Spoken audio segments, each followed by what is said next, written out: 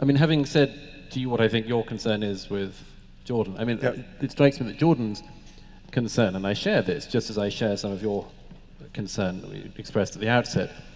And Jordan's fundamental concern, it seems to me, is one I fundamentally share, which is rationalism isn't enough.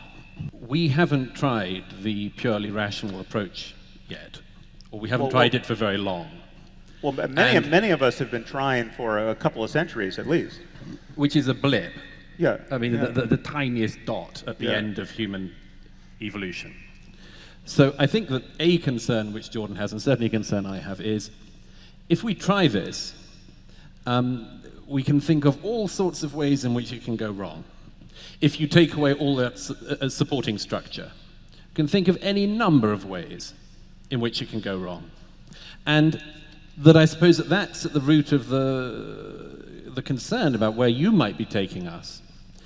Or to put it another way, if we enter the world that you would suggest, not everyone may necessarily come out as Sam Harris.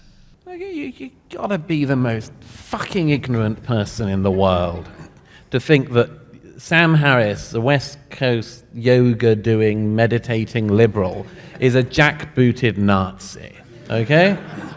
And I make no claim about myself, but you gotta know nothing to say that. You got to have not seen anything or been anywhere or read anything.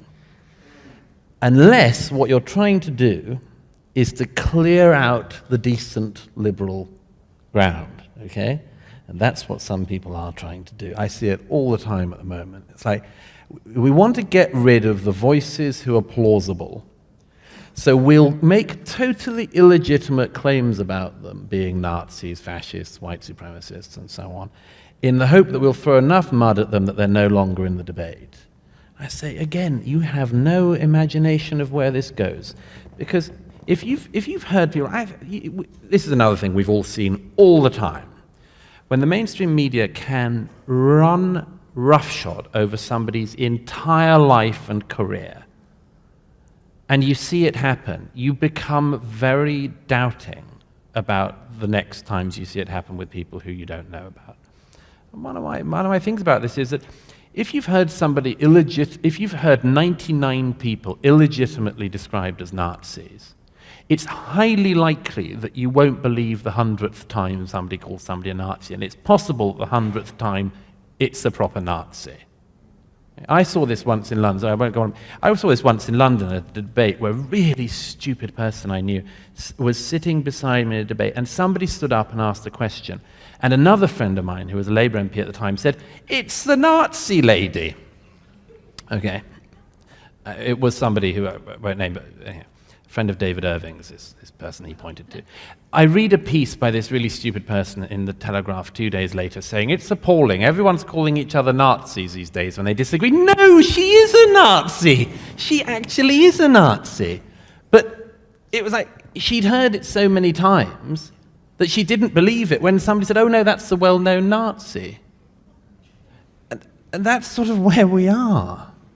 And it worries the hell out of me. I mean, the continent I'm from, we've got some Nazis around, okay? They're like, a Golden Dawn in Greece is about as thuggish a fascist street movement as you can get in 21st century Europe. A third of UK Muslims polled after the Charlie Hebdo attacks said that they had some sympathy with the attackers. A third. I happen to be gay, and I'm not delighted by some of the attitudes you can still hear from churches here about homosexuality, but in my own country there was a poll in 2009 that found among British Muslims 0% thought that you should be tolerant towards homosexuality. And a poll taken 2 years ago found that the majority of British Muslims wanted being gay to be made illegal now. So that's the sort of thing where you just start to worry.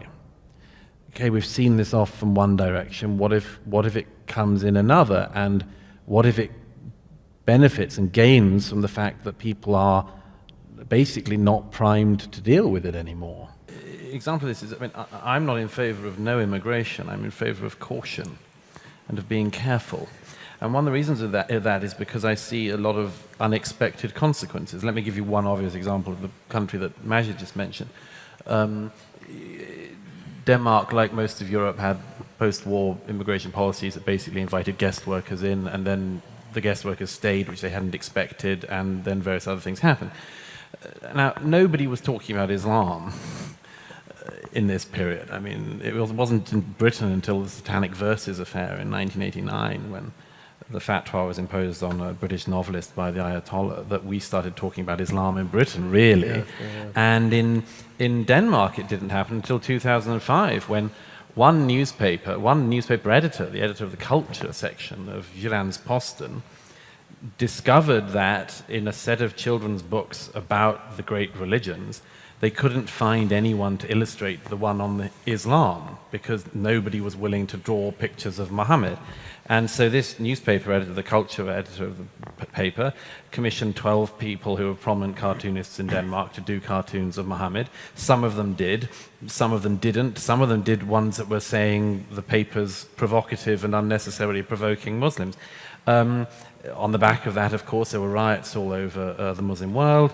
Quite a lot of people were killed. There were burnings of the Danish embassy and so on. And I got caught up in a little bit of that. And I was in Denmark for the 10th anniversary of the cartoons in 2015. And I was telling Majid about this yesterday. It was there had been an event on the 5th anniversary, but everyone who'd been at the 5th anniversary had been shot since the 5th anniversary, so it was hard to find people to speak at the 10th anniversary. And I and a couple of friends discovered we had headline billing, and it was only after realizing the situation with the 5th anniversary we realized why we were so prominent. But anyhow, this... gets funnier, this story. The funny detail was, I discovered afterwards that both the US State Department and the British Foreign Office had told British and American nationals not to go anywhere near the Danish Parliament or the centre of Copenhagen on this day because of the possibility of an attack on our conference. And I was like, well, they didn't tell me that. I think you got killed, Douglas. Yeah, probably. But anyhow, but the point is I mention this because I spoke to a lot of MPs that day that was in the Danish Parliament because it was the only building in Denmark that they could guarantee the safety of the audience in. Okay. Yeah. Just think about that for a minute, folks. Seriously. And actually, ISIS called for an attack on the conference, it turned out, that they couldn't get anyone there in time. And anyhow, I spoke to a lot of Danish MPs that day, and I remember one of them from the centre-right party said to me, I said, what's your view on immigration now? And she said, I don't want any more immigrants from the Muslim world. And I said, isn't that a bit, isn't that a bit simplistic and so on? And her response was, look, all the polling shows that 99.5% of Muslims think that you shouldn't be allowed to publish cartoons of Muhammad. So for every 100 people we invite in, there'll be 99 and more who won't allow our free press to keep on operating in a free manner. So I'm not taking that risk. Now, you can decry that and disagree with it, but it's an argument that's worth thinking about. There's a lady there. Thank you. Yes. Hi, Sarah. I'd just like to say I'm Jewish. I do believe in God, but I don't think that God it discriminates against atheists because he made you guys for a reason. I don't spend all my time arguing about religion or telling people to drop their faith or anything like that. Sure. But, you ask what else one would do, and I, at any rate, feel rather resentful about this. Not towards you, but I feel rather resentful about the amount of time I have to spend on this. Having been brought up in the Christian tradition, and I don't hate it, I don't loathe it, far from it. But I resent the fact that having, broadly speaking, managed to see the church's role in society reduced to the position which I think it should be in, I feel resentful that now in the 21st century I have to spend so much time reading hadith and so on. And I think of all the things I would do, and it answers your question. What I would be doing is doing what I did from the beginning, before this all diverted me, which is to be concentrating on my first love, which was literature and art, and writing about that. And The only reason I don't get so much time to do that is because I don't think that the conditions for that to continue to be done are satisfactorily safe at the moment. So you believe But the that moment, you believe that Hashem and Allah are the same thing? I believe in what? Do you believe that Hashem and Allah are the same God? Because you just talked about hadith and not about, say, Talmud. Well, no, because, I mean, I can assure you, madam, that if people were chopping off people's heads in my country and citing the Talmud, I'd be reading a lot more of the Talmud and of Jewish law, and I'd be engaging myself far more in that. It's just that, you know, in the last year, it's been multiple times that people have, for instance, walked across London Bridge slashing at women's throats, shouting, "This is for Allah." So I find myself unable to spend as much time on poetry as I'd like.